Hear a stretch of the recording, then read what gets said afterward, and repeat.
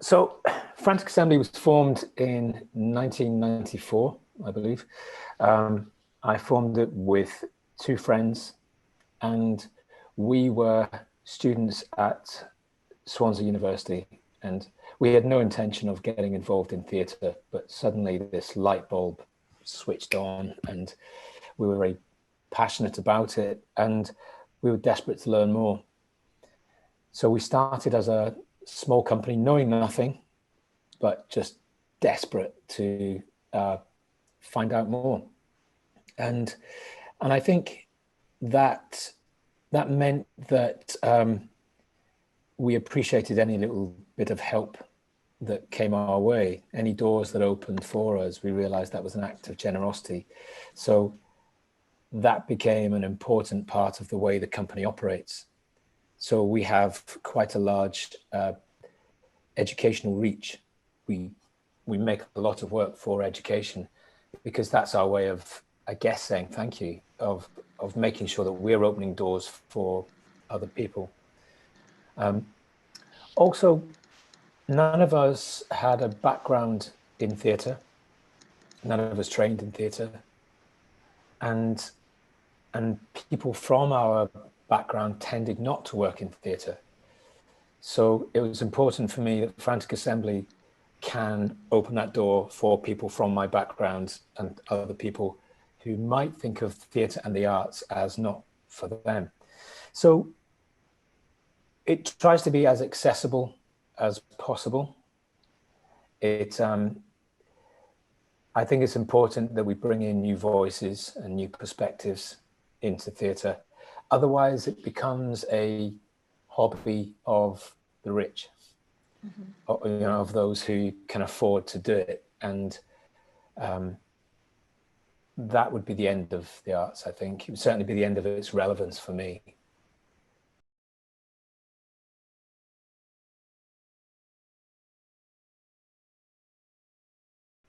So Frantic Assembly's mission is, I would say, to make accessible and entertaining work. I think you fail all other aspects of your mission if you don't do that, first of all. But I think we've formulated a set of values within the company that all of our work needs to hit, and that is, it needs to be brave, it needs to be collaborative, it needs to be empowering, it needs to be authentic, and it needs to be accessible. So everything we do needs to relate to those words, and that's actually really easy because it's what we want to do, and we understand the impact of that. For the reasons I said earlier, we were inspired by other people, and we were invited into this world through the generosity and support of others, and that's our mission, to continue that, to keep paying that forward, I suppose.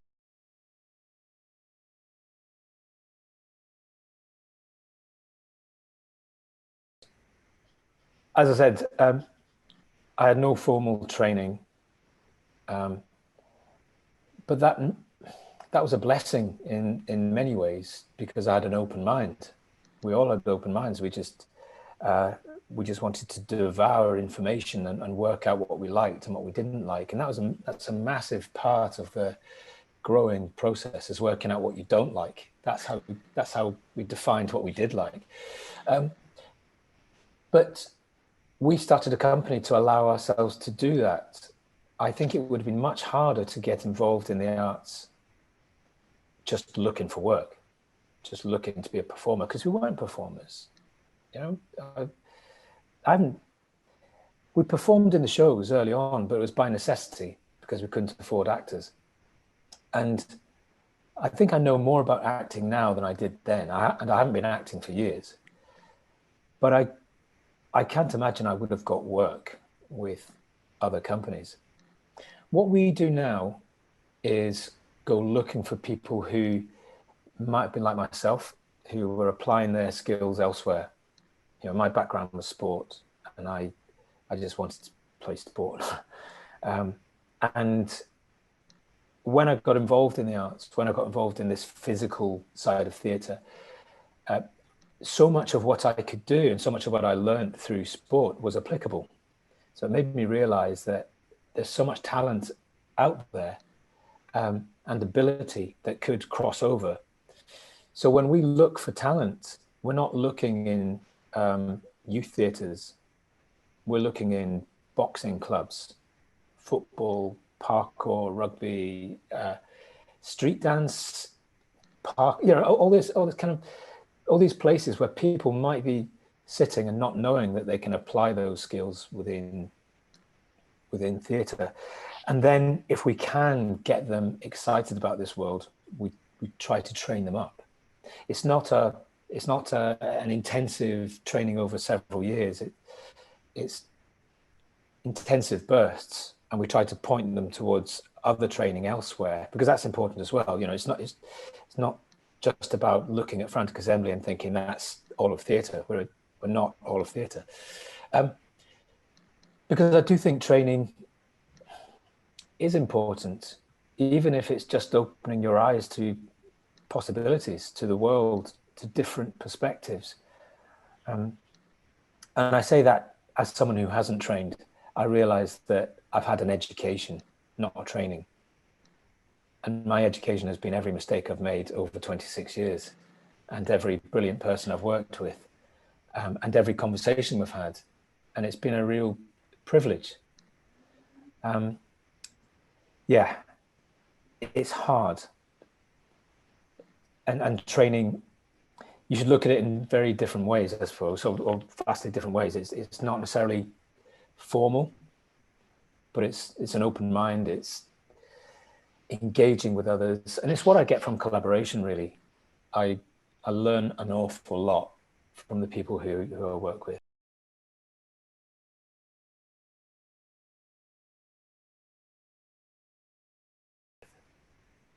I don't think I've got a strong definition for what contemporary performance is.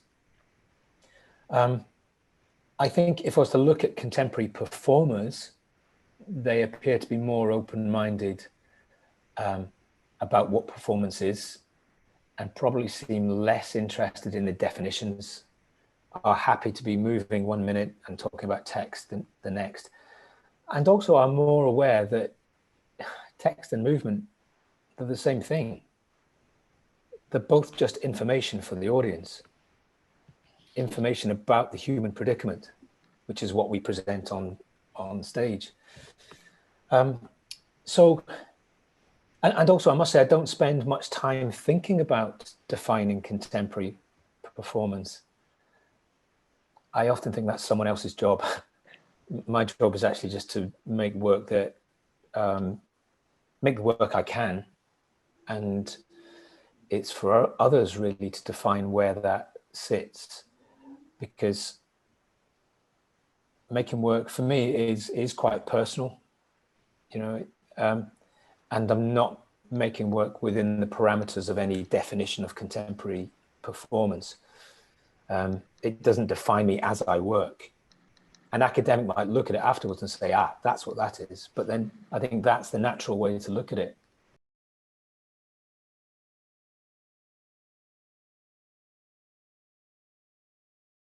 I think there can be imposed boundaries on the work that we make, but most of those are social, and most of those are about making sure that we think of others as we make the work. So by that I mean, what is the diversity of our group?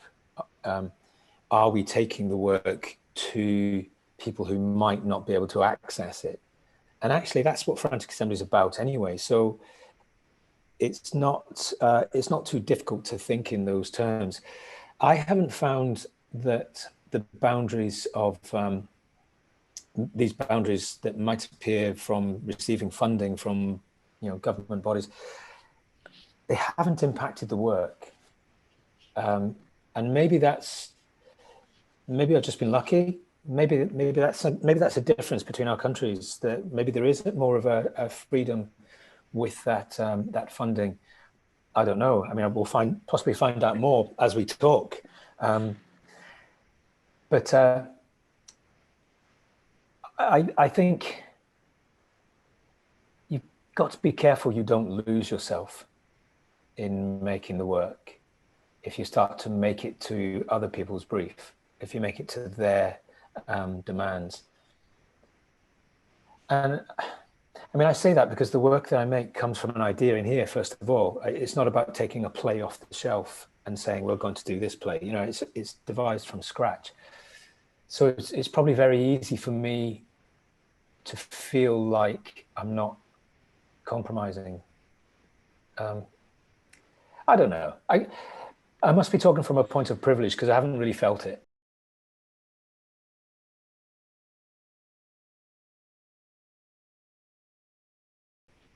Yeah, so one of the exceptions to the rule of always making work that's devised is Othello, which was a big production of ours a few years back now. And that came about because another artistic director just came to our office and said, I've got an idea. I know what you should be doing. And we said, okay. And he said, you should be doing Othello. And we laughed because we'd never thought about doing a classic text. Well, no, we had, but we were never brave enough. And he called us on it. And we said, why do you think that? And he said, because it's about sex, friendship, and violence. And we went, well, we're not just all about that. And then then started to think about all the shows and went, oh yeah, we are, actually, aren't we? So I started to look at Othello, but almost secretively. There were no announcements saying we were going to do Othello. I was just looking at the text and loving it. But at the same time, we'd started started exploring an idea that was about a kind of the underclass of areas of the United Kingdom, which, you know, extremely violent, have their own rules, you know, drugs everywhere, places that are lost to the police, lost to order. So we were exploring that and how they have their own set of rules. And I was reading Othello at the same time. And I was also working on an advert which was set in a pub. So it was a set, a film set, but I was sat in what looked like a pub, reading this, thinking about that. And then they all came together into one. And I realized that Othello could tell the story of this particular area in the United Kingdom. And it could all be set here because pubs in the United Kingdom have their social structure. And it mapped perfectly. It took it took a bit of convincing to get my co-director on board initially, but once we were there, we were, you know, going for it. And it felt like a departure. It felt like we weren't collaborating in the way that we normally would, but we looked at the play, looked at the text with a respect, because we were both English literature graduates. So, you know, we were very careful with the text, but we were also brave and free with it. And we were editing stuff out and moving stuff around a little bit. But another collaborator emerged. And it's so weird to say, but the collaborator was Shakespeare, because every time you took the words out, you'd have this pile of words next to you. And when you were stuck, you would look through it and go, oh my God, that's brilliant. And you would just start to put stuff back in. And then you'd realize, of course, because this is what it is. Oh my, you are Shakespeare. And the work was brilliant before I started messing with it. So I think we spent a lot of time devising with the environment that we were going to put it in. We had to understand the pub environment. We had to understand the violence. We had to understand what physicality could bring to Othello. But all the while we were working with the best writer who kept throwing up the best ideas. They were all there. I think that's what's wonderful about Shakespeare. It is so rich, and it does still connect to us now. because, and I'll probably talk about this later, because it's about the human predicament. It's not about history. Othello is a domestic play wrapped up in a kind of history style. It's about love and jealousy, and that exists everywhere.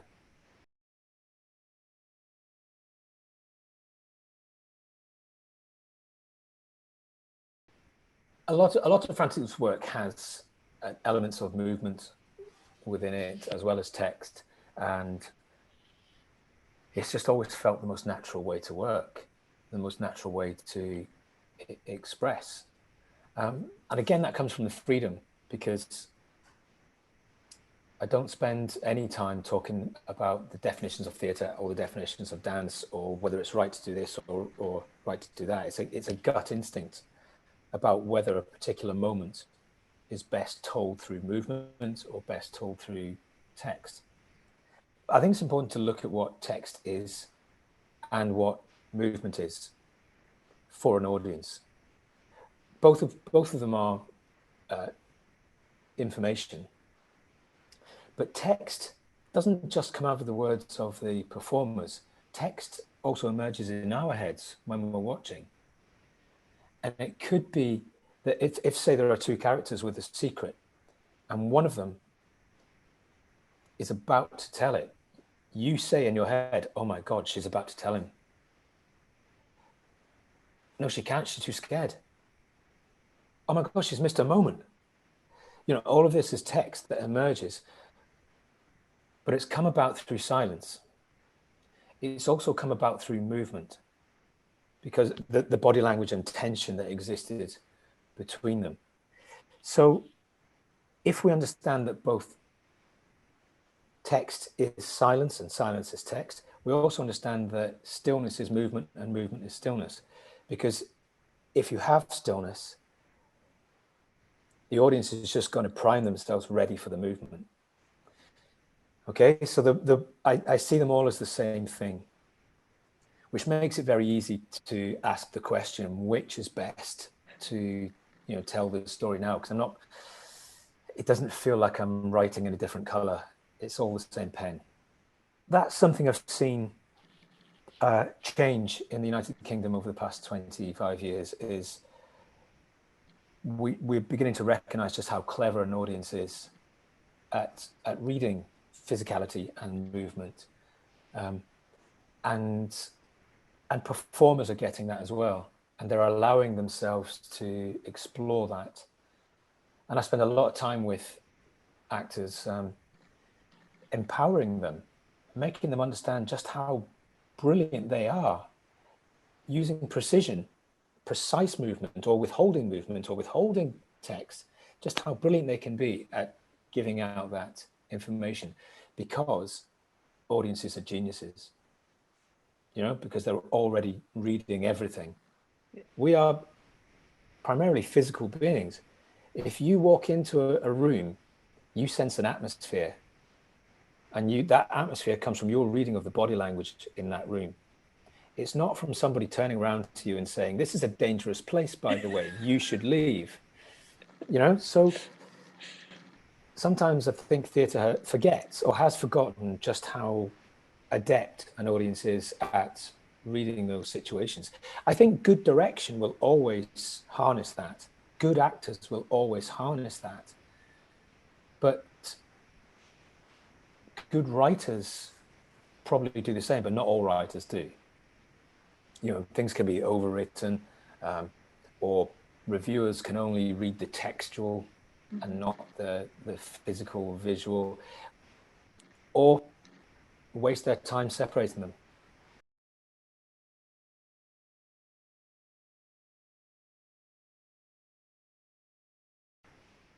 So I guess one of the most iconic images going around at the moment around Frantic Assembly is images of people flying.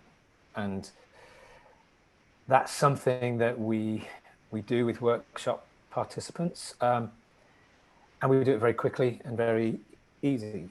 Now, it came from the curious incident of the dog in the night time. There was a particular moment in that, because we did the choreography for that show. And there's a particular moment in there where the character Christopher talks about being thinking he'd be a great astronaut. And his dad says, yeah, sure. Okay, can you just, be quiet for a minute, please? But he continues talking. But it's internal. He thinks it. And it became clear to us that the character Christopher is often disabled by his environment. He doesn't know how to operate in his environment. He appears to have some kind of, he's on an autistic spectrum. He goes to a special school, but in his head, there is a freedom. So we should see that freedom. We should feel that freedom. So we took him into space. We made him fly and float. Of course, underneath him, you've got hardworking fellow ensemble actors. But if you get it right, the audience doesn't see them. They just see the person flying.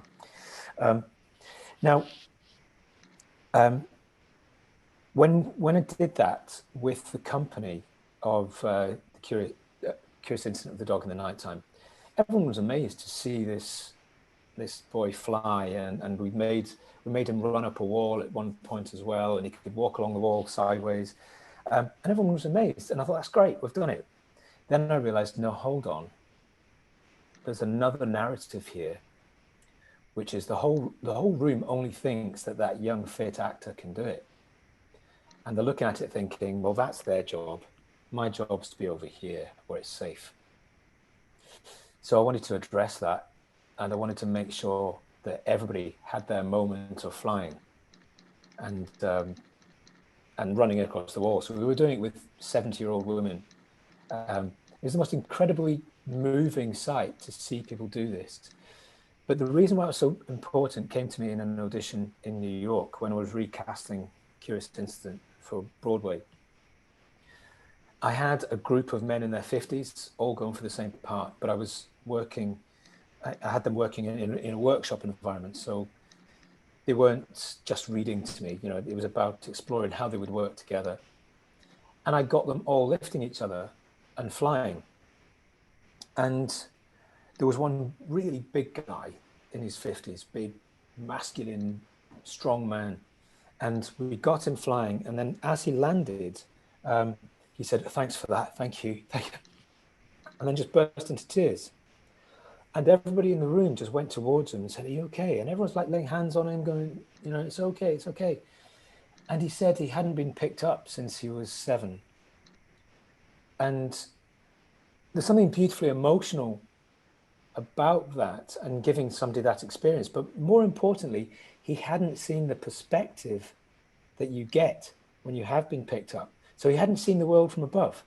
He hadn't seen the strength of others below him. He'd only ever seen himself as that base.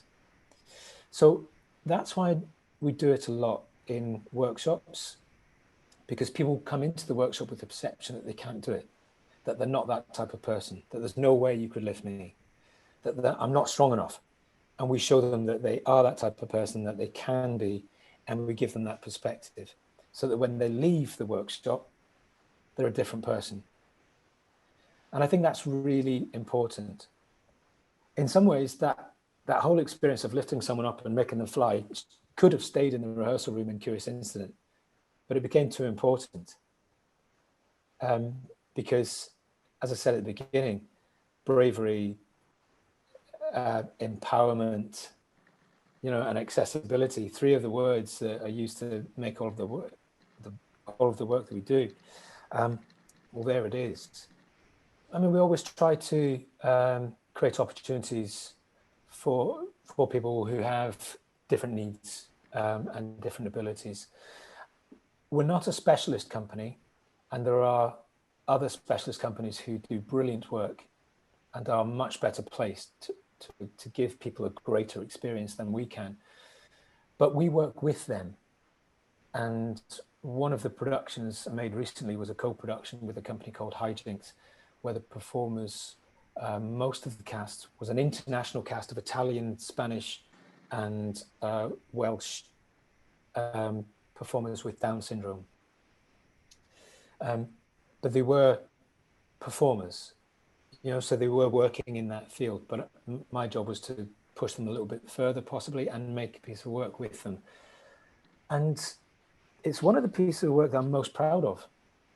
I think it's really beautiful, but it's not beautiful because we were working with people with disabilities. It was just, I thought we achieved something really beautiful. So yes, we do work with people, but not specialists. Mm-hmm. And actually, I think I wouldn't have been able to make that work without the specialist company.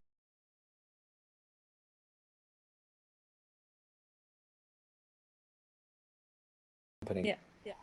I don't look exclusively for actors, but I think there's something very interesting about working with actors on a physical performance.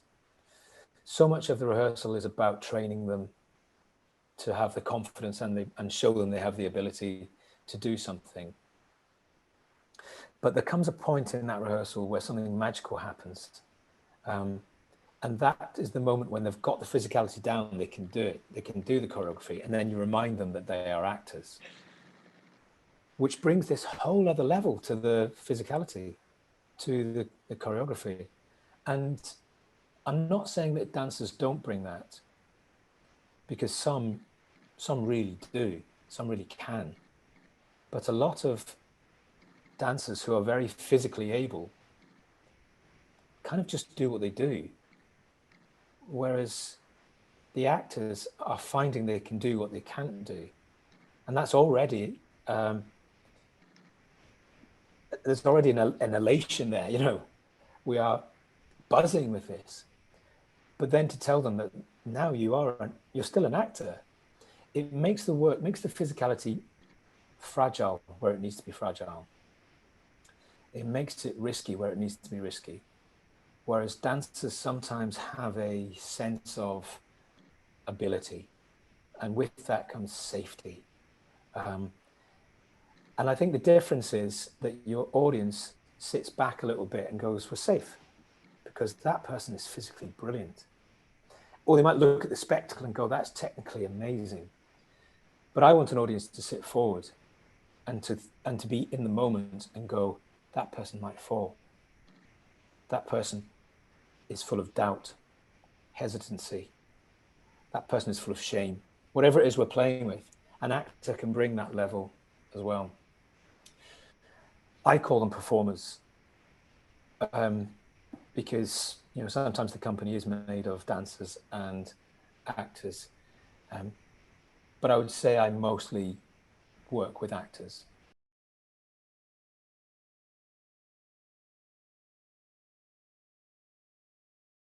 I think the most important thing for an actor to have, and this is going to sound really, I don't know whether this will translate, but Ponzi, just a bit kind of nonsense. But they've got to have an understanding of truth and what that means on stage and what that means in the moment.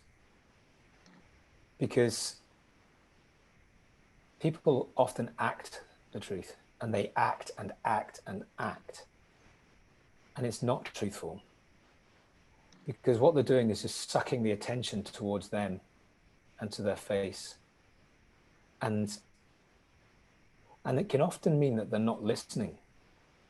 So the two qualities I would say is the ability to understand and explore and seek out truth. And the other one is the ability to listen, so that they can properly and genuinely react in the moment. There's a generosity there, I think, for actors who put listening first rather than put the sound of their own voice first. And I think that's a vital component in collaboration, really. You know, it's the ability to listen and to search for truth, because collaboration could just be a load of people trying to get their voices heard. But if you think of it the other way, if we've all come to listen, then it makes it a much better place to speak. And we don't miss the moment when someone said something brilliant. I'm always interested when an actor goes, I think it might be this. Oh no, I'll tell you what. No, sorry, it's fine. Forget it. That's when you go, stop. Hold on. What's that? Because there's risk there. They're going to risk saying something, and it could be genius, or they might miss the point completely. But you've got to make sure that your environment is open to those moments, because sometimes the best ideas are the quietest. The scariest. They're the ones you dare not say.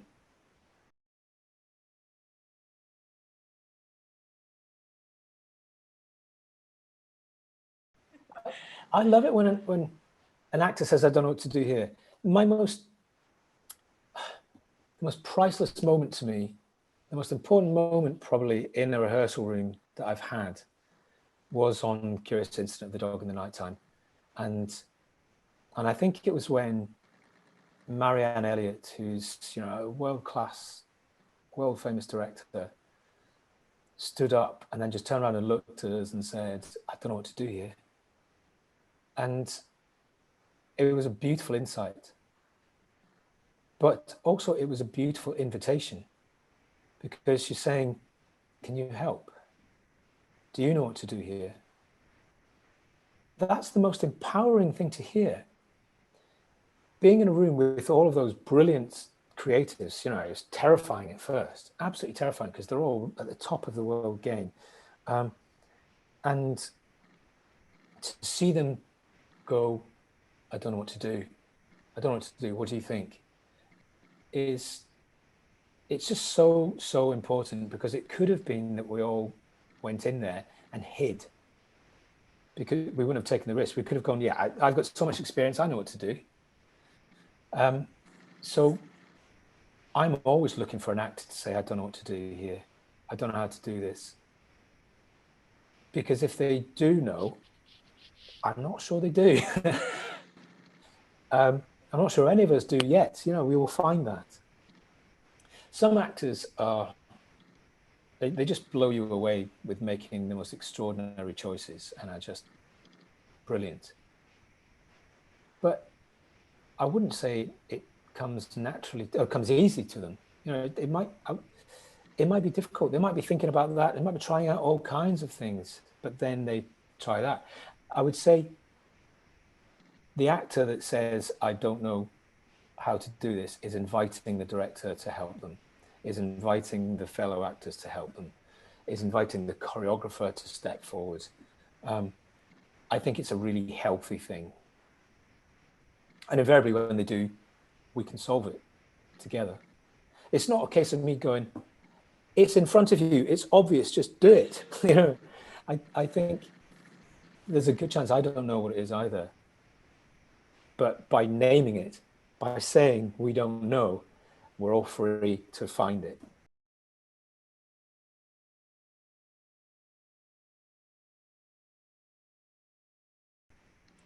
It's an interesting one. For those who are starting out and trying to find their way and trying to find work and define themselves as something, as a creative, as an actor, as a designer, as a dancer, whatever it is, I would say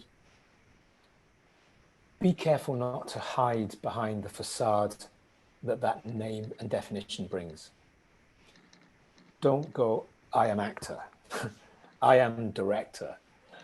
Be open, be human, and I think a lot of people hide their doubt behind that facade, and it can stop them learning, because they think other people look at them and go, "I expect you to know what you're doing." And it might be the case, maybe not everybody is as excited in the gray area as I am, but I think being vulnerable isn't a crime or a weakness. It's honesty, and it's about, for me, it's about people having the bravery to say, "I don't know," or "I need help," or asking questions. As I said, when people do that, for the other person, it can be an invitation. It can be just what they're what they're wanting to hear. Another thing to think of is if you were to ask people for their help or for their opinions, you might think that that person is just telling you what they already know, and it's tiresome. Well, when you asked me these questions, I didn't know what I was going to say. It's not like I had the prepared answers. I actually sat and thought about them. And it meant that I came out with some opinions and some thoughts that I didn't really know I had. And you helped me create them. I think that's something that people don't always realize, that somebody coming to them and saying, I have a problem, or I don't understand this, or what is this, can be integral to the other person forming an opinion on what that is. So by that, I mean, by asking the question, by asking for help, you're not sucking the life out of someone. You might actually be helping them understand themselves.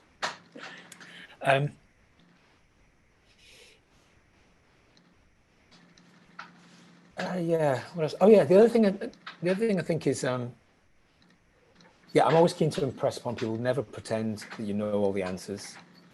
Don't walk into a room with a little black book that has all the, and you're pretending it has all the answers in it. Go into a room with that book. You know, go in with it empty. You want to be writing stuff while you're in the room, and leave with that stuff. Ask questions. Be just as generous to others as people were to you. I think that's really important, because you're not always at the bottom of the ladder. As soon as you're one step up the ladder, there's someone behind you. If you're making work, don't edit your stimuli. Make work from wherever it comes from. If it's a trashy pop song, that's fine. Make it from that.